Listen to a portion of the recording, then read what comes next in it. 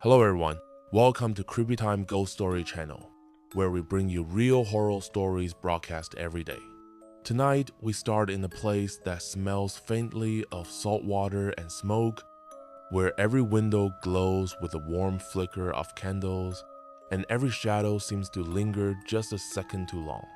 Salem, Massachusetts, wears its October like a second skin layered in orange lights, cobweb decorations, and the whisper of something older, something you can't quite see.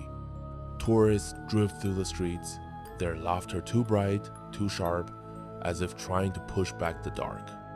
Somewhere, a church bell tolls the hour, and you can't help but feel it's counting down to something. You probably won't survive this, at least not in the way you expect. So before you get too comfortable, take a moment to like the video and subscribe, but only if you really like what I do here. And while you're here, tell me in the comments, where are you listening from and what time is it for you right now?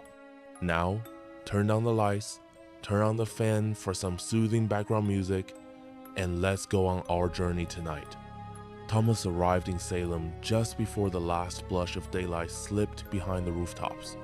His rental car hummed to a stop at the edge of a narrow brick street. Its surface rippled and uneven from centuries of feet and wheels. Locals say you should never let the sun set on your arrival during Halloween week. It's not superstition, they insist it's survival. The first time he heard this was from a gas station clerk 20 miles back, a wiry man with eyes like chipped stone.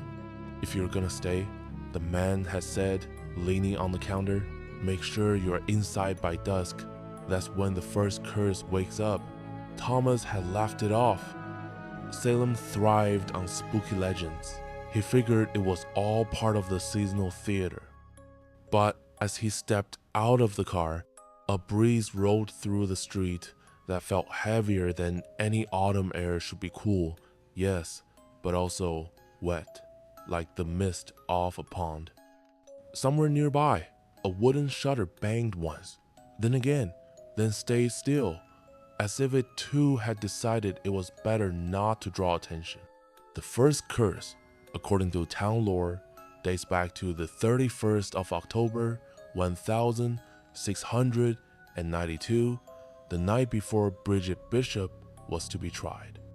A sudden fire consumed part of the jailhouse, and though the flames were doused before reaching her cell, 3 witnesses swore they saw a black shape moving in the smoke, circling her barred window.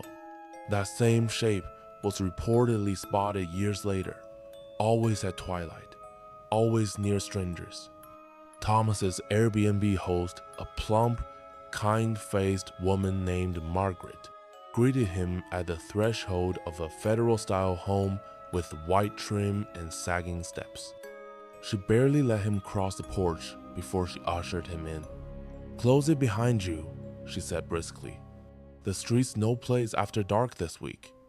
He tried for small talk as she handed him the keys, but she seemed distracted, her gaze flicking toward the bay window every few seconds. "It's already started," she murmured once, almost to herself. After unpacking, Thomas decided to take a short walk. The streets were dim now, lit mostly by lanterns hung low from doorways. He turned a corner and nearly ran into an elderly man sitting on the curb, staring straight at the cobblestones. The man's voice was gravel when he spoke. "Sun's down. You shouldn't be out here."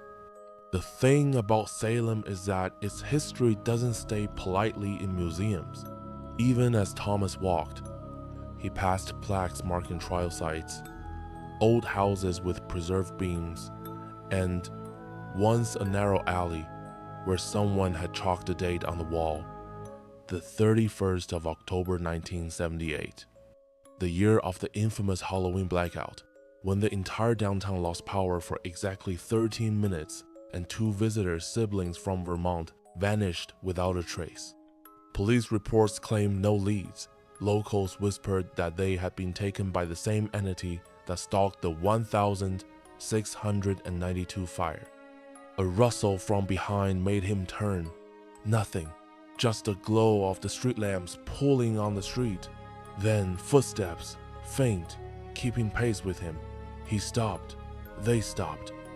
His breath quickened, but curiosity overruled fear. "You're not from here," a voice said from the shadowed doorway to his left. A young woman in a thick wool coat stepped out, her hair pinned neatly under a knit cap. "Don't walk past the old apothecary when the sun's gone. First, Curse likes the smell of the herbs there." Thomas wanted to ask what she meant, but she had already stepped back into the darkness. He turned toward Margaret's house, his pace quickening. Somewhere above, a window slammed. The air felt heavier again, damp with that same palm-like scent. The first curse might have been just a story, but here, stories had a way of moving with the wind, and the wind was following him. As he reached the porch, the first drop of cold mist touched his cheek, though the sky was clear. And as the door shut behind him, he thought he heard the faintest scrape of something against the wood outside, like nails or claws, marking where he had stood. Margaret's dining room smelled faintly of cinnamon and cloves, but underneath it, Thomas could still detect that strange dampness clinging to his clothes. She was setting down a plate of biscuits when she noticed his expression. "You went out," she said flatly, not as a question, but as a verdict. He opened his mouth to explain, but she raised a hand. "The first curse doesn't like being acknowledged. Don't say what you saw, not tonight." Instead, she pushed the plate toward him. "Eat, salt and cinnamon help." The biscuits were warm, soft, almost comforting. He tried to joke about it, how it sounded like an old superstition, but Margaret didn't smile. Old superstitions are the ones that survive for a reason. She explained that during Halloween week, the first curse was only the beginning. There were rules. They weren't written down anywhere, at least not officially, but every local knew them. And the ones who ignored them were usually the ones who ended up on the missing persons list come November. "Rule 1, she began, her voice low but steady. "Don't be outside between dusk and dawn. That one's obvious, but you'd be surprised how many think they're immune." Thomas nodded, feeling a prickle along the back of his neck. "Rule 2, she continued. "If you hear your name whispered from somewhere you can't see, don't answer. Not even once." He swallowed. "What happens if you do?" Margaret didn't hesitate. "It learns your voice. Then it can call for you anytime it likes, and you won't be able to tell it apart from someone you trust." Thomas tried to laugh, but the sound caught in his throat. "And rule 3? Her eyes flicked to the window again. "Rule 3 is the hardest. Never acknowledge the figure in the corner of your vision. It's there to test you. The moment you look at it full on, it stops being in the corner and starts being in front of you." He wanted to ask more, but the clock struck 9, and a sharp knocking rattled the front door. 3 knocks, spaced evenly, followed by silence. Margaret froze. Her hand hovered above the table as if she was afraid to disturb the air itself. "No one knocks at this hour," she whispered. The knock came again. Thomas stood instinctively, but Margaret's grip tightened around his wrist with surprising strength. "Don't." A third time, the knock came slower now, like whoever was outside was patient, deliberate. Then came something worse, a voice. "Thomas." It wasn't loud, but it cut clean through the walls. And it wasn't just his name, it was his name in his father's voice. The blood drained from his face. His father had died 3 years ago. Margaret's nails dug into his skin. "You don't answer," she breathed. Thomas swallowed hard, every muscle in his body screaming to respond, to shout back, but the cold in her eyes told him that doing so would be the last thing he ever did. The voice came again, softer now, closer. "Thomas, I'm cold out here. Let me in." He pressed his lips together so hard they hurt. Then, as suddenly as it had started, the knocking stopped.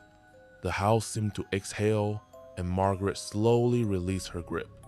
She stood and took a jar of coarse salt from the shelf, sprinkling a thick line across the base of the front door. "That was the first curse, testing you," she said. "You passed for tonight." Thomas didn't sleep much. Every creak of the house, every whisper of wind against the siding made him think of that voice outside. By morning, the town had returned to its tourist-friendly self-pumpkin displays in shop windows, buskers playing fiddles on the sidewalk, the smell of roasting nuts from a street cart. It was almost enough to make him believe the night before had been a dream. Almost.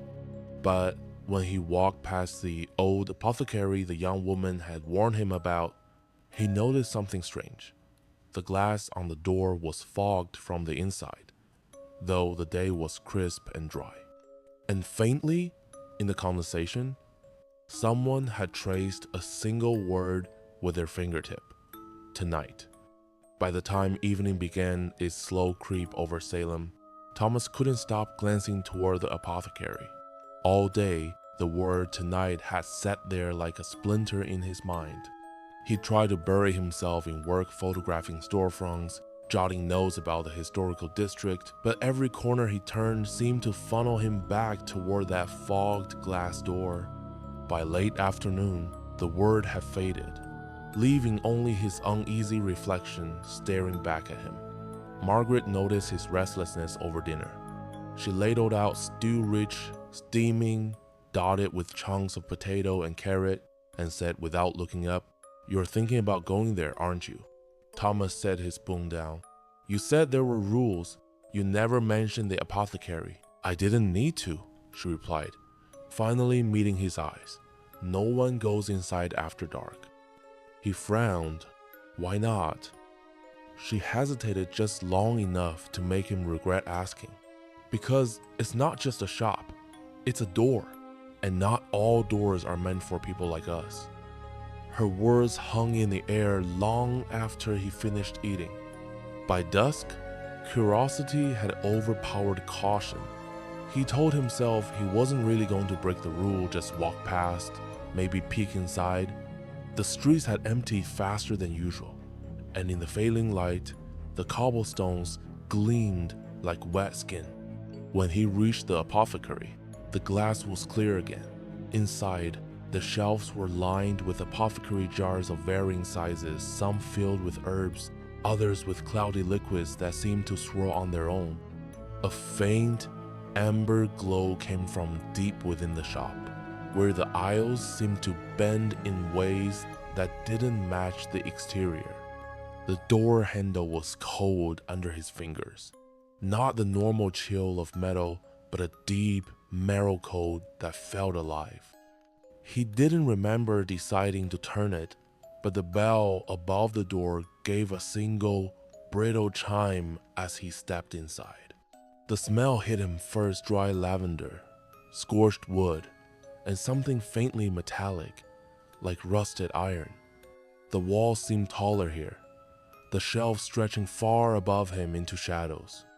The glow from the back pulsed faintly, like the slow beat of a heart. A figure appeared between two aisles.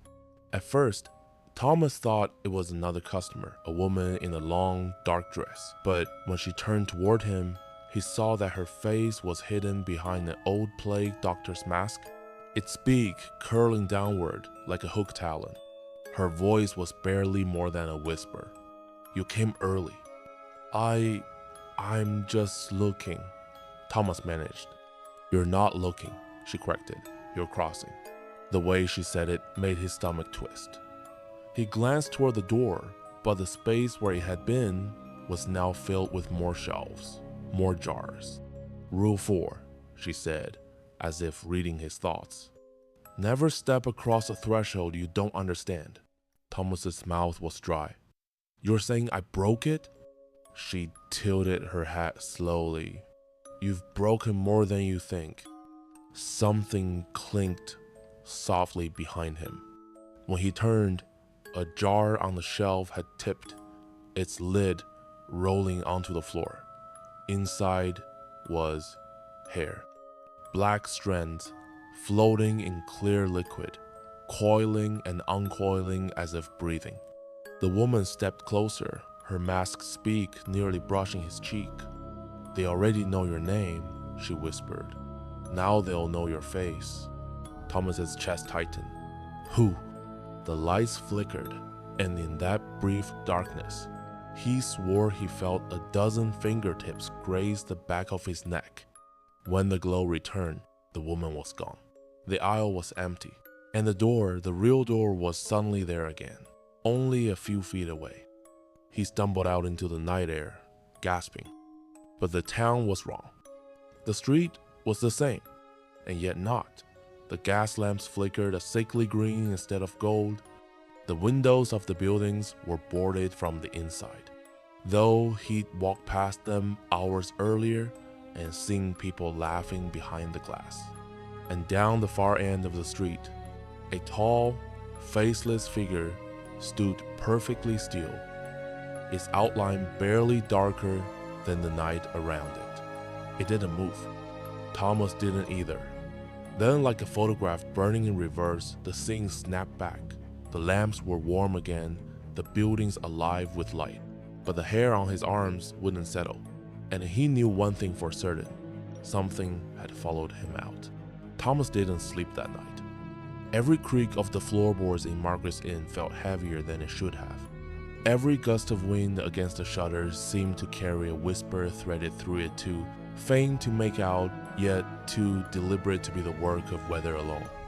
Around 2 in the morning, he got up to check his camera. The photos from earlier in the day looked fine at first: bright streets, historic facades, the smiling face of a shopkeeper selling pumpkin bread. But as he scrolled, his breath caught.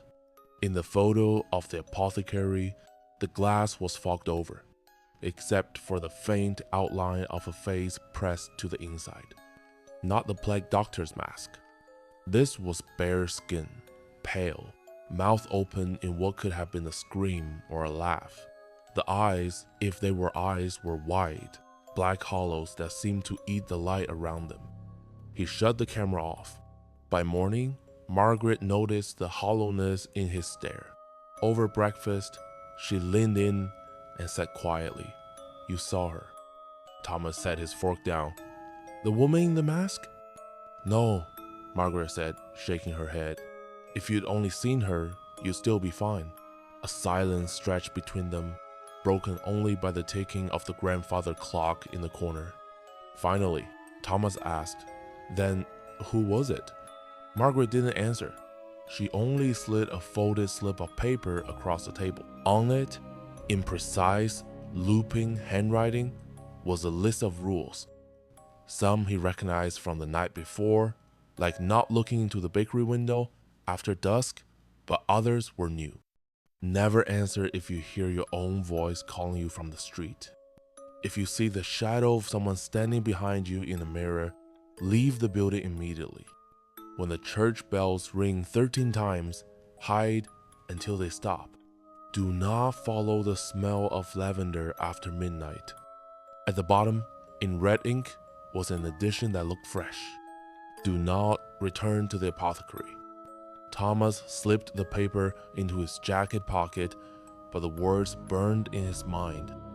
He spent the day trying to stay in the populated parts of Salem, sticking to guided tours and crowded markets. The normalcy helped until late afternoon, when he noticed the crowd thinning faster than usual. Vendors began closing stalls early.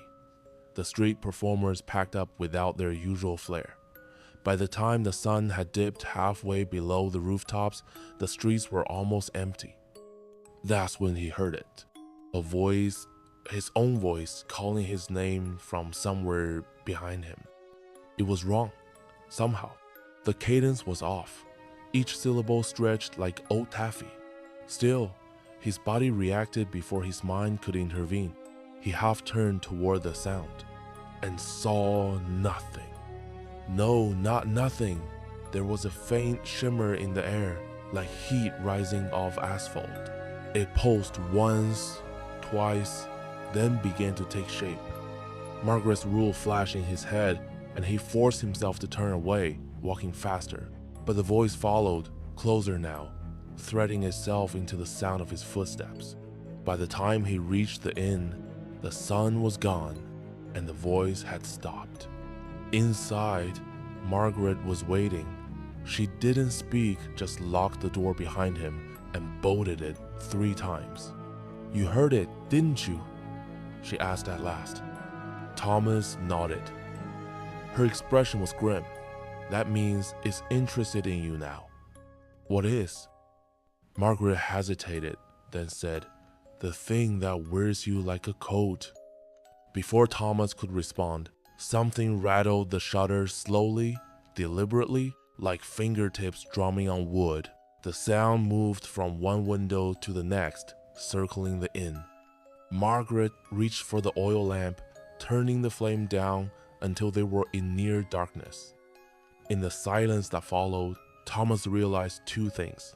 The footsteps outside had stopped, and someone was breathing just inches from the other side of the wall. The breathing outside the wall was steady, not ragged, not rushed, just patient, as if whoever or whatever it belonged to had all the time in the world. Margaret held up a finger to her lips, urging silence. She moved with careful precision, each step avoiding the parts of the floor that groaned under weight. From a drawer beneath the counter, she pulled out a small tin container and slid it toward Thomas. "Keep this on you," she whispered, "always." He opened it to find a thin layer of coarse black salt. "It can't cross a line of that," she said, her voice barely audible over the faint exhale against the wall. "But be warned, salt's only a stall, not a cure. Once it wants you, the rules get harder to follow." The breathing stopped. Thomas's body tightened instinctively, bracing for whatever would come next. For a full minute, there was nothing. Then, from the far end of the hall, came the sound of soft tapping like fingernails against glass. Margaret cursed under her breath. Upstairs. Now. They climbed the narrow staircase, the wood groaning beneath them in protest. Halfway up, the tapping grew louder, quicker. It followed them, bouncing from wall to wall. Thomas risked a glance back and froze. Something was coming down the hall. It didn't walk so much as glide, shoulders too narrow, limbs too long, its face obscured by a hanging curtain of wet, dark hair. The fingers, if there were fingers, dragged along the walls, leaving faint, black streaks in their wake. Margaret shoved Thomas into a room at the top of the stairs and shut the door. She sprinkled a thick line of the black salt across the threshold, her hands moving quickly but with practiced precision. The tapping stopped just outside. Then came the voice again, his own voice muffled by the door. "Let me in, Thomas." Every muscle in his body screamed at him to respond, to deny it, to do something. But Margaret grabbed his arm and shook her head violently. The voice persisted, softer now, almost coaxing. "It's cold out here. You don't want me to freeze, do you?" Thomas clenched his jaw, focusing on the sound of his own heartbeat instead of the imitation outside. After a moment that felt like an eternity, the voice stopped. They waited. Only when Margaret was sure the air felt lighter, as she put it, did she speak again. "It's testing you. It won't give up after one try." She handed him the slip of rules again, now with another edition written in the same red ink. "Never open a door to a voice you know." Thomas stared at the paper. "What happens if I break one?" Margaret's eyes met his, and for the first time, he thought he saw real fear there. "Then you stop being you, and whatever's left, that's what walks out into the street." That night, Thomas barely slept.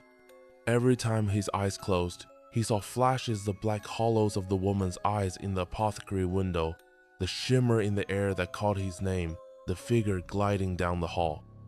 Just before dawn, he woke to a faint smell of lavender. It drifted in through the tiny gap beneath the door, delicate yet invasive, like it belonged there. He didn't move. Lavender was on the list, but the scent grew stronger, thicker, until it felt like it was curling into his lungs. His vision blurred, his body heavy, as though the smell itself was trying to drag him somewhere. He reached for the tin of black salt, gripping it so tightly the edge bit into his palm. Margaret had said salt was only a stall, but a stall was all he had. Slowly, he poured a thin ring around himself on the bed. The scent stopped spreading. But in the quiet, another sound began, barely audible at first. Someone was humming, a slow, tuneless melody coming from just outside the window. When Thomas looked, there was no one there, just his own reflection in the glass, smiling back at him. Thomas didn't move. His own reflection shouldn't have been smiling. His face was locked in a grimace, every muscle taut. Yet in the glass, the other him tilted his head slightly, as though studying him with curiosity. The humming grew louder, more defined now, carrying a strange rhythm that tugged at his pulse. Then, without warning, the reflection mouthed words he couldn't hear but instinctively understood. "Come closer." He stayed rooted, clutching the salt tin. The humming faltered for just a moment, replaced by the faint scrape of nails against glass, slow, deliberate, testing. The reflection leaned forward, pressing its forehead against the inside of the window. Only the inside was where Thomas was. The glass rippled. He stumbled back, nearly breaking the salt ring around his bed. The smile in the glass widened impossibly, stretching far beyond anything human. Margaret's voice came from the hallway. "Don't touch it." She stepped into the room, her hands full of dried herbs bound together in a rough bundle. Without hesitation, she began to wave it through the air in front of the window, murmuring in a language Thomas didn't recognize. The glass steadied. The reflection's green faded to something colder, sharper. Finally, it vanished. Margaret let out a breath, lowering the herbs. "It's trying to take the fastest route. If it can make you touch the glass, it doesn't have to wait for you to open a door." Thomas swallowed. "Why me?" She didn't answer right away. Instead, she handed him a small, frayed leather pouch. "Keep this under your pillow. It's stuffed with rowan, sage, and something you don't need to know the name of. If the humming comes back, bite your tongue until you taste blood. It hates that." The thought of intentionally hurting himself made his stomach turn, but her tone left no room for negotiation. Hours later, when daylight finally filtered into the room, Thomas convinced himself he could leave just for a moment to get air. The house felt suffocating, every shadow a little too deep. Margaret intercepted him at the front door, holding out the slip of rules. A fresh line had been added. "If you leave, return before the church bell tolls once." "It's morning," he said, exasperated. "Morning doesn't matter. Time's not always in the mood to run straight here." Still, he stepped outside. The street was quiet, the cobblestones damp from last night's mist. He walked toward the end of the block, inhaling the salty tongue of the sea breeze, telling himself that this was fine, that he wasn't in danger out here. Then he saw the girl. She was maybe 12, standing barefoot in the middle of the street. Her dress was old-fashioned, thin cotton that clung to her as though still wet. Her hair hung in slick strands, and she watched him with wide, unblinking eyes. Thomas slowed. "Are you lost?" She tilted her head but didn't speak. From somewhere far off, a bell began to toll. His heart seized. One, the bell rang. The girl smiled, revealing a mouth full of teeth far too small and sharp. Thomas turned and ran, the world around him bending in impossible ways, the streets stretching longer, buildings leaning inward. His lungs burned, his legs aching, but he didn't stop until he slammed into Margaret's door. He stumbled inside just as the second toll began. Margaret slammed the door shut, locking it twice. "That," she said sharply, "was you almost being marked." "Marked?" His voice cracked. "It means it can find you even in the crowd. No rules will matter then." She shoved a slip of paper into his hand. Another line had been added in the same red ink. "Do not speak to children alone in the street." Thomas stared at the list. It was filling fast, and with every new rule, the walls of this town seemed to press closer. That night, as he lay with a leather pouch under his pillow, he wondered, not for the first time, if there was any real way out of Salem. From somewhere far away, faint but distinct, the humming began again. Thomas didn't open his eyes at first. He lay perfectly still, pretending the sound wasn't there, hoping it would fade like a dream half remembered. It didn't. The humming grew clearer, threading through the air like invisible fingers stroking the walls. This time it carried a patterned 3 notes rising, 2 falling, like a question that already knew the answer.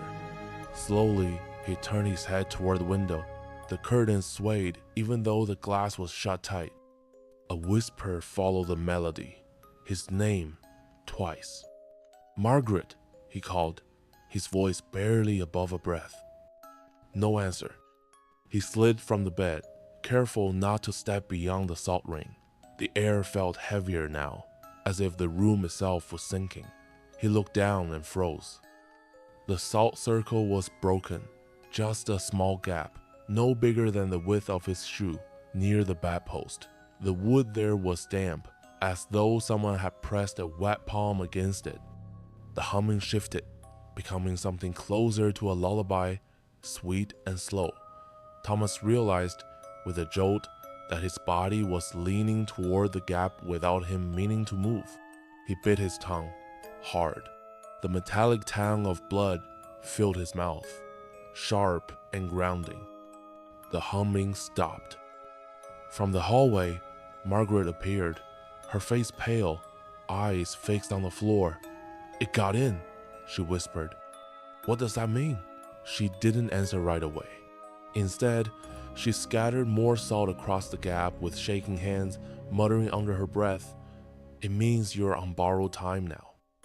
Thomas's chest tightened. "How much?" She looked up at him, and for the first time since he'd arrived, her voice faltered. "1 night, maybe 2, if you follow every word I say." He nodded, throat dry. Margaret handed him a new slip of paper, already written in the same sharp, deliberate script. "When the clock strikes 3, you must be awake." That night, Thomas set every alarm he had, phone, watch, even the old wind-up clock on the desk. But when the first alarm rang, he was already awake, staring at the ceiling. At exactly 3, the house groaned. Not the settling of wood, but the deep, resonant creak of something bending under weight.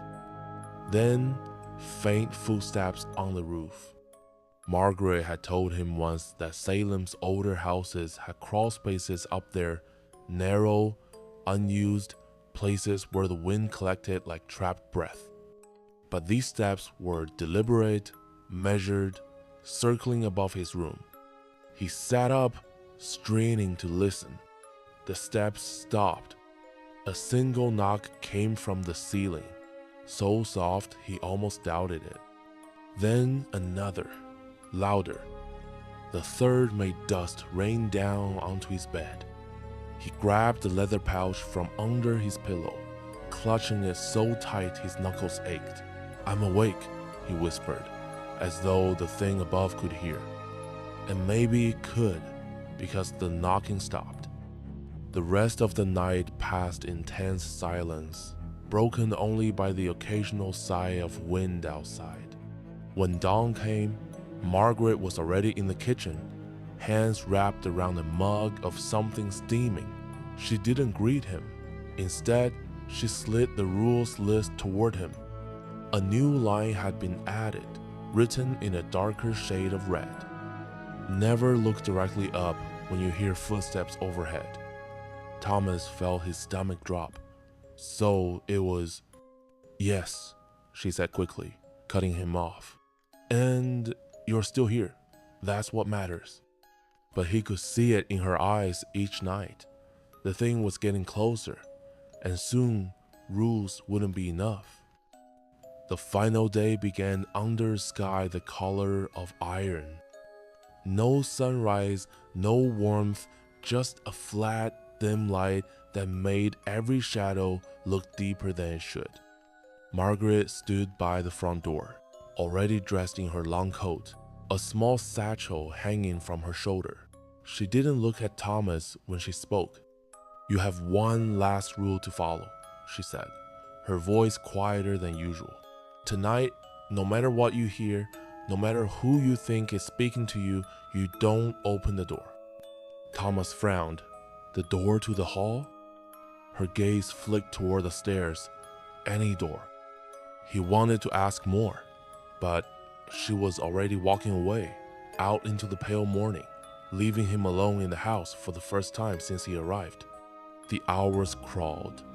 The usual creaks and groans of the old building seemed sharper now, like bones settling under strain. He found himself pacing, checking the locks again and again, the list of rules clenched in his hand like scripture. By dusk, the wind had picked up. The sound wasn't a howl, it was a low, continuous moan, as though the air itself was dragging chains along the streets of Salem. When the clock struck 11, it began. A knock at the front door, soft at first. "Margaret?" he called. No answer, just another knock, this time at the back door. He stayed still, breathing shallow. Then came the voice. "Thomas, it's me. Let me in." It sounded exactly like Margaret. Same tone, same cadence. He gripped the rule sheet tighter. "No matter who you think is speaking." "I found something," the voice said, warmer now, coaxing. "It'll keep you safe, but I can't hand it to you unless you open the door." The knob began to rattle, slow at first, then violently. The wood shuddered in his frame. Thomas backed toward the center of the room, heart pounding. Silence. Then the same voice came from the kitchen doorway. "I'm already inside." His body froze. He didn't dare turn his head. The air was suddenly cold enough to burn his lungs. Footsteps, slow and deliberate, circled him like the ones he'd heard on the roof. The boards groaned with each step, the sound growing impossibly close until he could feel the pressure of someone standing just behind him. A whisper brushed his ear. "Do you want to know what's under the floor?" Thomas shut his eyes. "I follow the rules." A pause. Then a laugh, not mocking, but approving, as if he'd passed some unspoken test. When he opened his eyes again, the room was empty. The wind outside had gone still. Dawn came pale and brittle. Margaret returned without a word, placed a satchel on the table, and pushed it toward him. Inside was a small tin of salt, a stack of handwritten rules, and a single brass key. "You leave tonight," she said. "Don't look back." Thomas nodded. "Will I be safe?" Margaret's eyes lingered on him a moment too long. "If you keep the rules close, maybe. But remember, Salem doesn't forget those who survive her nights."